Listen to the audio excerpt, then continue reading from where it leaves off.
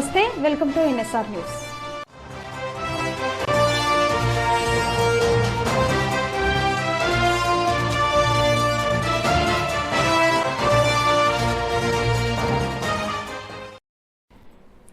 కేంద్ర ప్రభుత్వం ప్రజాస్వామ్యాన్ని అపహాస్యం చేస్తూ పార్లమెంట్లో ప్రతిపక్ష పార్టీల ఎంపీలను అకారణంగా పార్లమెంటు నుంచి సస్పెన్షన్ చేయడాన్ని నిరసిస్తూ శుక్రవారం హన్మకొండలో కాంగ్రెస్ పార్టీ ఆధ్వర్యంలో ఎమ్మెల్యే నాయని రాజేందర్ రెడ్డి ఆదేశాల మేరకు హన్మకొండ జిల్లా కాంగ్రెస్ నాయకులు అశోక జంక్షన్ లో ధర్నా చేపట్టారు. ఈ సందర్భంగా కాంగ్రెస్ సీనియర్ నాయకులు రజాలి మాట్లాడుతూ పార్లమెంట్లోకి కొంతమంది అకారణంగా బాష్పవాయువుతో దాడి చేస్తే ఇదెక్కడి పద్దతని ప్రశ్నించినందుకు 112 మంది ఎంపీలను సస్పెండ్ చేయడం ఇదెక్కడి న్యాయమని ప్రశ్నించారు. అంతేకాకుండా వారికి అనుకూలంగా ఉన్న జీవోలను ప్రతిపక్ష ఎంపీలు లేని సమయంలో ప్రవేశపెట్టడం దారుణమని పార్లమెంట్ అంతా కూడా అమిత్ షా కుట్రల్లో ఉండటాన్ని ఖండించారు. ఈ ధర్నా కార్యక్రమంలో సీనియర్ నాయకులు బంకా సంపత్ యాదవ్, మహిళా అధ్యక్షురాలు బంకా సర్ల, కార్పొరేటర్లు జక్కుల రవి యాదవ్, విజయశ్రీ రజాలి మరియు కాంగ్రెస్ నాయకులు, కార్యకర్తలు తదితరులు పాల్గొన్నారు. వాళ్ళ నిరంకుశత్వ పోకడ ఎలా ఉన్నదంటే వాళ్ళు ఇప్పుడు పెట్టేటువంటి కీలకమైన ఇప్పుడు తీర్మానాలు పెడుతున్నారు, బిల్లులు పెడుతున్నారు. వీళ్ళందరూ ప్రశ్నిస్తారనే భయంతో వాళ్ళు వీళ్ళని సస్పెండ్ చేయడం జరిగింది. అలా సస్పెండ్ చేసి వాళ్ళ నిరంకుశత్వ పోకడను వాళ్ళు చూయించుకుంటున్నారు. అంతేకాకుండా బీజేపీ మొదటి నుంచి కూడా రాజరిక వ్యవస్థను పెంచి పోషిస్తున్నది. ఒక ప్రధానమంత్రి తను ఒక వేరే వాళ్ళకి పని చేయడం, ఒక రిమోట్ కంట్రోల్ లాగా చేయడం, అమిత్ షా సమాధానం చెప్పుకోకపోవడం చాలా సిగ్గుచేటు. భద్రత లేదు, భద్రతా విషయం మాట్లాడండి అంటే మళ్ళీ అంతేకాకుండా బిల్లుల విషయానికి వస్తే బిల్లుల విషయం ప్రవేశపెట్టడంలో వీళ్ళ సలహా సూచనలను తీసుకోకుండా ప్రతి విషయంలో అణచివేతను గురి చేసి వాళ్ళను సస్పెండ్ చేస్తున్నారు. దీనికి నిరసనగా మేము మా నాయని రాజేందర్ రెడ్డి గారి ఆదేశాల మేరకు ఇక్కడ మేము ఇప్పుడు ధర్నా చేయడం జరిగింది. నిండు పార్లమెంట్ లో ఒక 4 సభ్యులు అగాంతకులు బీజేపీ పాస్ పెట్టుకొని లోపటి నిండు పార్లమెంట్ సభ జరుగుతున్న సమయంలో టియర్ గ్యాస్ లాంటి విషవాయులు బాంబులతో లోపలికి వెళ్ళిపోయిందంటే అక్కడ పార్లమెంట్ లో ఎంత భద్రత ఉన్నది. అక్కడ ప్రతిపక్ష పార్టీలకు కానివ్వండి, మన అధికార పార్టీ వాళ్ళకి కానివ్వండి, ఒక పార్లమెంట్లో వేరే దేశాలు సిగ్గుచేటుగా మన దేశాన్ని చూపుతున్నాయి.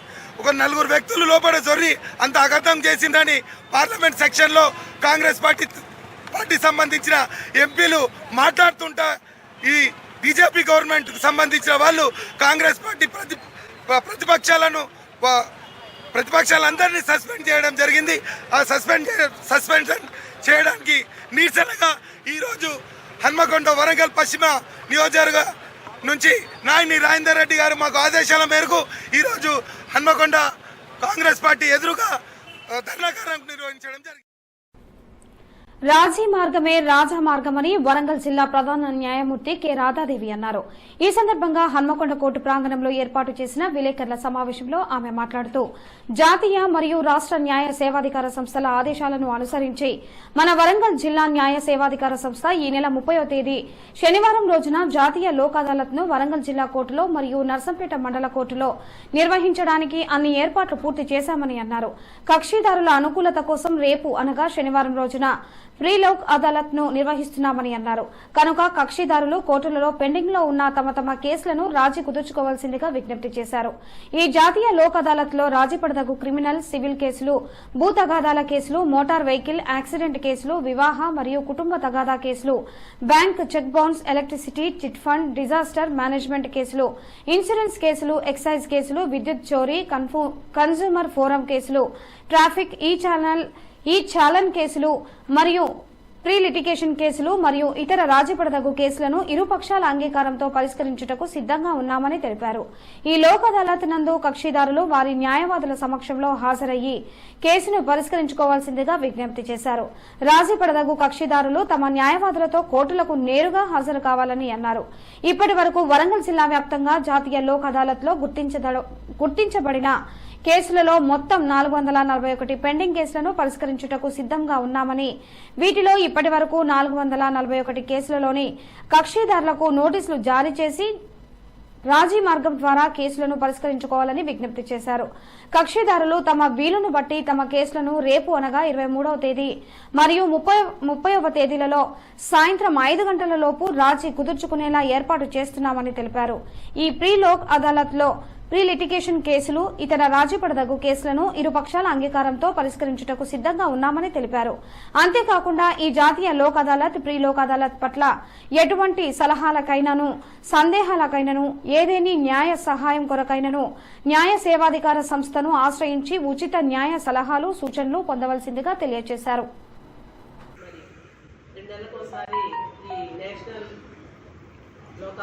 జాతీయ లోక్ అదాలత్లో మరి న్యాయ సేవా సంస్థ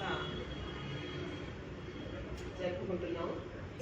అంటే ఇప్పటివరకు కోర్టుకు రాకపోయినా ఇరుపక్షాల వాళ్ళు మరి ఒక సమస్యకు పరిష్కారం కావాలంటే న్యాయ సేవా సంస్థని ఆశ్రయించినట్లయితే ఆ కేసుల్లో కూడా మరి బ్యాంక్ కేసులు కానివ్వండి, ఇంకా అదర్ లోన్ కేసులు కానివ్వండి, ఇద్దరు సహకారం అందించినట్లయితే రాజీ చేసి ఆ కేసును క్లోజ్ చేయడం జరుగుతుంది. కాబట్టి ఈ 30వ తారీఖున జరిగే లోక్ అదాలత్కి ప్రజలందరూ తమ తమ కేసుల్ని రాజీ చేసుకోవడానికి ప్రయత్నించి మరి సంబంధిత న్యాయవాదుల ద్వారా ఈ కేసులు రాజీ చేసుకోవాల్సిందిగా మరి న్యాయ సేవా సంస్థ వరంగల్ తరఫున నేను కోరుకుంటున్నాను. కోవిడ్ కొత్త వేరియంట్ సోకుతుందన్న నేపథ్యంలో వరంగల్ ఎంజీఎం ఆసుపత్రిలో 50 బెడ్లతో ప్రత్యేక వార్డు ఏర్పాటు చేశామని MGM superintendent doctor V Chandrasekhar తెలిపారు. వరంగల్ ఎంజీఎం ఆసుపత్రిలో ఏర్పాటు చేసిన మీడియా సమావేశంలో ఎంజీఎం సూపరింటెండెంట్ చంద్రశేఖర్ మాట్లాడుతూ ఎంజీఎం ఆసుపత్రిలో ఏర్పాటు చేసిన సదుపాయాలపై వివరించారు. కొత్త వేరియంట్ JN.1 విస్తరిస్తున్న నేపథ్యంలో ఎంజీఎం ఆసుపత్రిలో ఉన్న 1200 బెడ్లకు 2 ఆక్సిజన్ ప్లాంట్ల ద్వారా ఆక్సిజన్ అందిస్తున్నామని, కోవిడ్ రోగులకు అందుబాటులో 70 వెంటిలేటర్లు ఉంచామని, మరో 10 లీటర్లు రిపేర్ చేయించాల్సి ఉందని, ఎంజీఎం ఆసుపత్రిలో ర్యాపిడ్ యాంటీజెన్ కిట్లు కొరత ఉందని, ఇప్పటికే రాష్ట్ర ప్రభుత్వానికి ఇండెంట్ పెట్టామని, ఈ రోజు సాయంత్రానికి అవి కూడా వస్తాయని, ప్రస్తుతం భూపాల్పల్లికి చెందిన యాదమ్మ అనే వృద్ధురాలు శ్వాసకోశ బాధతో వచ్చిందని, అది కొత్త కోవిడ్ వేరియంట్ కాకపోవచ్చని, ఈ రోజు సాయంత్రం వచ్చే పరీక్ష రిపోర్టుల ఆధారంగా నిర్ణయిస్తామని, ప్రతి ఒక్కరూ వరల్డ్ హెల్త్ ఆర్గనైజేషన్ మరియు ICMR సూచించినట్లుగా మాస్క్ ధరించాలని, అదేవిధంగా శానిటైజేషన్, సోషల్ డిస్టెన్స్ ఉండే కొత్త కోవిడ్ వేరియంట్ ను అదుపు చేయవచ్చునని MGM superintendent doctor V Chandrasekhar తెలిపారు. కోవిడ్ విజృంభిస్తే ఎలాంటి చర్యలు తీసుకోవాలనే నేపథ్యంలో ఈ మీటింగ్ పెట్టుకోవడం జరిగింది. అయితే మీకు అందరికీ తెలుసు, నిన్న కూడా ఒక వీడియో అప్డేట్ ఇచ్చినాము. ఒక patient 62 years female patient Yadamma Bhupalpally Jayashankar district నుంచి వచ్చింది. ఆమె శ్వాసకోశ సంబంధితమైన యాక్టివిటీ ఉంటే ప్రైవేట్ ఆసుపత్రిలో 4 రోజులుగా చికిత్స పొందుతూ ప్రైవేట్ ల్యాబ్లో RT-PCR పాజిటివ్ అని వస్తే మన దగ్గరికి వాళ్ళు రిఫర్ చేయడం జరిగింది. వెంటనే మేము స్పందించేసి ఒక ఐసోలేషన్ వార్డులో పెట్టి ఆమెకు ట్రీట్మెంట్ ఇవ్వడం జరుగుతున్నది. ప్రస్తుతం ఓన్లీ ఆక్సిజన్ 6 లీటర్స్ మీద ఉన్నది. 95% సాచురేషన్. సిటీ స్కాన్ చేయడం కూడా జరిగింది, ఎక్స్రే చేయడం జరిగింది. సిటీ స్కాన్ కూడా మనకి ఏంటంటే RT-PCR పాజిటివ్ వచ్చినప్పుడు సిటీ స్కాన్లో ఒక రకమైన ప్యాటర్న్ ఉంటేనే కోవిడ్ పాజిటివ్ జబ్బు కింద నిర్ధారణ చేసేసి వెంటిలేటర్ కానీ ఇంకా ఇతరత్ర మందులు కానీ ఇవ్వాల్సిన అవసరం ఉంది. మావోయిస్టు భారత్ బంద్ నేపథ్యంలో తెలంగాణ ఛత్తీస్గఢ్ సరిహద్దుల్లో పోలీసులు హై అలర్ట్ ప్రకటించారు. ములుగు జిల్లాలోని ఏజెన్సీ ప్రాంతమైన వెంకటాపురం, వాజేడు మండలాల్లో అప్రమత్తమైన పోలీసులు భద్రాచలం నుంచి వెంకటాపురం రాష్ట్ర రహదారికి ఇరువైపులా dogs squad, bomb squad police బృందాలతో ముమ్మరంగా గస్తీ కాస్తున్నారు. వెంకటాపురం ఛత్తీస్గఢ్ దండకారణ్య ప్రాంతం, గోదావరి, పెర్రి పాయింట్ల వద్ద డ్రోన్ కెమెరాలతో నిఘా వ్యవస్థను పటిష్టం చేశారు. వరంగల్, బీజాపూర్ జాతీయ ప్రధాన రహదారిపై జగన్నాథపురంలో వైజంక్షన్ వద్ద అంతర్రాష్ట్ర వాహనాలను పోలీసులు తనిఖీ చేస్తున్నారు. కమలాపూర్ మండలంలోని బడి బయట పిల్లలను గుర్తింపు కోసం సర్వే నిర్వహించారు. కమలాపూర్ మండలంలోని శనిగారం గ్రామంలో మధ్యప్రదేశ్ మరియు ఒంగోలు మొదలగు ప్రాంతాల నుండి వచ్చి ఇటుక బట్టీలను తయారు చేసే పనులు చేస్తున్నారు. ఇటుక బట్టీల దగ్గర బడియుడు పిల్లలను గుర్తించగా వారు చాలా దయనీయంగా దుస్తులు సరిగ్గా లేకుండా కనిపించడం జరిగింది. ఇట్టి పిల్లలను సమీప ప్రభుత్వ పాఠశాలలో చేర్పించే విధంగా చర్యలు తీసుకోవడం జరిగింది. ఈ కార్యక్రమంలో మండల విద్యాధికారి Ramakishan Raju, district sectorial monitoring officer అయిన శ్రీనివాస్, మండల nodal officer K Sridhar, complex HM Rajamallaiah, HM PWC Pawan Kumar పాల్గొన్నారు. కారు మబ్బులు కమ్ముకున్న విధంగా డంపింగ్ యార్డ్ నుంచి పొగ వస్తుందని చుట్టుపక్కల గ్రామాల ప్రజలు ఆందోళన నిర్వహించారు. నగరంలోని చెత్తనంతా కూడా సేకరించి రాంపూర్లోని డంపింగ్ యార్డుకు తరలిస్తున్నారు. దాంతో ఆ ప్రాంతమంతా కూడా చెత్తతో నిండిపోవడంతో దానిని కాలపెట్టడం వల్ల అనేక రసాయనాలు వెలువడి నానా ఇబ్బందులకు గురి కావాల్సి వస్తుందని చుట్టుపక్కల గ్రామాల ప్రజలు గురువారం రాత్రి హైదరాబాద్ హనుమకొండ ప్రధాన రహదారిపై బైఠాయించి ఆందోళన నిర్వహించారు. రాత్రి 7 గంటల నుండి అర్ధరాత్రి వరకు దారులు కనిపించకుండా మూసుకుపోతున్నాయని, బయటకు వెళ్లాలంటే పొగతో కళ్లు మండటంతో పాటుగా చిన్నపిల్లలు, వృద్ధులు, ఆస్తమా వ్యాధిగ్రస్తులు ఊపిరి తీసుకోవడానికి కూడా నానా ఇబ్బందులు పడుతున్నారని, బాధలు భరించలేక చరవాణిల ద్వారా పాలకులకు ఎన్నిసార్లు విన్నవించుకున్నా కూడా ఫలితం లేకుండా పోయిందని, ప్రతి శీతాకాలం మడికొండ ప్రజలు ప్రాణాలు అరచేతిలో పెట్టుకుని జీవించాల్సి వస్తుందని, వాతావరణంలో తేమ శాతం తగ్గి గాలి సాంద్రత పడిపోతుందని, చీకటి పడితే కళ్ళు మంటలు ఇబ్బందులు పడుతున్నామని వారు పేర్కొన్నారు. ఇప్పటికైనా డంపింగ్ యార్డ్ను ఇక్కడి నుంచి తరలించి చుట్టుపక్కల గ్రామాల ప్రజలకు ప్రాణాలకు హాని కలగకుండా చర్యలు చేపట్టాలని వారు కోరుకుంటున్నారు. హన్మకొండ జిల్లా ఎల్కతుర్తి మండలం పెంచకలపేట క్రాస్ రోడ్ శాంతినగర్ వద్ద శుక్రవారం తెల్లవారుజామున ఘోర రోడ్డు ప్రమాదం జరిగింది. ప్రమాదంలో ఒకే కుటుంబానికి చెందిన 4 అక్కడికక్కడే మృతి చెందారు.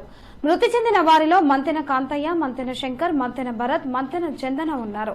మరో 3కి తీవ్రంగా గాయాలయ్యాయి. వారిని స్థానికులు ఆసుపత్రికి తరలించారు. గాయపడిన వారిలో మంతెన రేణుక, భార్గవి, శ్రీదేవి ఉన్నారు. ఏటూరు నాగారం నుండి అన్నదమ్ముల కుటుంబాలు వేములవాడకు దర్శనం చేసుకునేందుకు వెళ్తుండగా ఎదురుగా వస్తున్న ఇసుక లారీ ఢీకొనడంతో ఈ ప్రమాదం జరిగింది. ప్రమాదంలో మరణించిన వారిని ఎంజీఎం ఆసుపత్రికి తరలించారు. ఈ విషయంపై పోలీసులు కేసు నమోదు చేసుకుని దర్యాప్తు చేస్తున్నారు. శంకర్, శ్రీదేవి, భార్గవ్, భరత్ ప్రతి సంవత్సరం పోతారు వాళ్ళు. వీళ్ళతో పాటు వెళ్ళిపోయిన వాళ్ళు వీళ్ళు కాంతయ్య, చిన్నారి, రేణుక, ముగ్గురు. వాళ్ళ తల్లి ముగ్గురు. నరకపోయింది కాదు. ఎప్పుడు? రాత్రి. మీకు ఎప్పుడు తెలిసింది? మాకు రాత్రి 3 అయింది. తెల్లవారుజామున. మీకు ఏమవుతారు వాళ్ళు? మా బావ శంకర్, మా మరిది, మా బావ.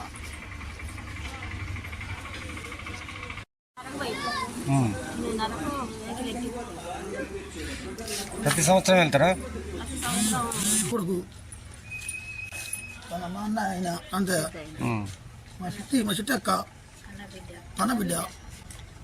ఎన్ని గంటలకు పోయింది? 8:30 మరి 8 అంతే. 8:30 మీకు ఎట్లా తెలిసింది వార్త?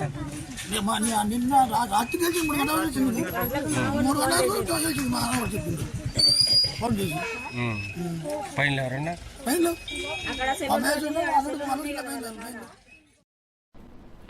పార్లమెంట్లో ప్రతిపక్ష పార్టీల ఎంపీలను అకారణంగా పార్లమెంట్ నుండి సస్పెన్షన్ చేయడాన్ని నిరసిస్తూ ఏఐసీసీ ఆదేశాలు పీసీసీ పిలుపు మేరకు కామారెడ్డిలో శుక్రవారం జరిగిన ధర్నాలో పాల్గొన్న బాన్సువాడ నియోజకవర్గ ఇన్ఛార్జ్ ఏనుగు రవీందర్ రెడ్డి, కాంగ్రెస్ పార్టీ జిల్లా అధ్యక్షుడు కైలాస్ శ్రీనివాస్, మాజీ ఉమ్మడి రాష్ట్ర ఎంపీటీసీల ఫోరం అధ్యక్షులు ఎలమంచులి శ్రీనివాసరావు, రాష్ట్ర గిరిజన విభాగ ఉపాధ్యక్షుడు ప్రతాప్ సింగ్ రాథోడ్, బసవరాజ్ తదితర నాయకులు పాల్గొన్నారు. పార్లమెంటుకే రక్షణ లేనటువంటి పరిస్థితిని దేశంలో మోడీ గారి నాయకత్వంలో తీసుకొచ్చినటువంటి సందర్భంగా మరి కాంగ్రెస్ పార్టీ ఏఐసీసీ మరియు పీసీసీ పిలుపు చేపట్టినటువంటి కార్యక్రమాల భాగంగా ఈ వేదికపై ఉన్న సోదరులు ఏనుగు రవీందర్ రెడ్డి గారు మిగతా జిల్లా స్థాయి నాయకత్వానందరికీ ఈ వేదిక ద్వారా స్వాగతం పలుకుతూ మరి ఇలాంటి చర్యలు మరి రాబోయే ఎన్నికల్లో పార్లమెంటులో ఇవాళ ఉన్నటువంటి ప్రభుత్వం వైఫల్యాలను చెప్పేటువంటి పరిస్థితి తీసుకొచ్చినటువంటి సందర్భాన్ని ఇవాళ మేము ఖండిస్తూ మరి ఇలాంటి చర్యల్ని మోడీ గారు మరిన్ని పెంచుకుంటూ పోతే భవిష్యత్తులో మరి బీజేపీ రోజులు దగ్గర పడ్డాయన్నటువంటి పరిస్థితి అలా స్పష్టంగా తెలియజేస్తూ మరి ఇలాంటి వైఖరులు దేశ భద్రతకు, దేశ భక్తులకు మంచి పద్ధతి కాదని ఆయనకి మేము సూచిస్తూ మరి ఈ కార్యక్రమాన్ని చేపట్టిన కైలాస శ్రీనివాస్ గారికి ప్రత్యేక ధన్యవాదాలు తెలుస్తూ నేను ఒక ప్రజా సేవకుడిని. నేను ముఖ్యమంత్రిని అయినా కూడా నాకు ఎలాంటి కాన్వాయ్ వద్దు, సాధారణ వ్యక్తులు ఎలా వెళ్తారో అలానే వెళ్తాను అని చెప్పుకున్న సీఎం రేవంత్ రెడ్డి ఇంతవరకు బాగానే ఉంది. కానీ కాంగ్రెస్ కార్యకర్తలు మాత్రం ఎక్కడో ఢిల్లీ పార్లమెంట్లో ఎంపీలను సస్పెండ్ చేస్తే ఇక్కడ రోడ్ల మీద ప్రజలను ఇబ్బంది పెడుతున్నారు. నడి రోడ్డుపై రాస్తారోకో నిర్వహిస్తే ఆఫీసులకు వెళ్లేవారు, స్కూల్లోకి వెళ్లే పిల్లలు, కాలేజీలకు వెళ్లే పిల్లలతో పాటుగా ఎంతో మంది ప్రయాణికులు ఇబ్బంది పడుతున్నారు. తన వల్ల ఎలాంటి ట్రాఫిక్ ఆగకూడదు అని సీఎం నిర్ణయం తీసుకుంటే కింది స్థాయి నాయకులు మాత్రం ఏకంగా ట్రాఫిక్ ను ఆపుతూ ప్రజలను ఇబ్బంది పెడుతున్నారు. వారు ఏదైనా ధర్నా లాంటివి చేయాలనుకుంటే ధర్నా చౌక్లు ఏర్పాటు చేసుకుని ధర్నాలు చేయాలి, కానీ ఇలా ప్రజలను ఇబ్బంది పెట్టవద్దని పలువురు అభిప్రాయపడుతున్నారు. ఈ వార్తలు ఇంతటితో సమాప్తం. నమస్కారం.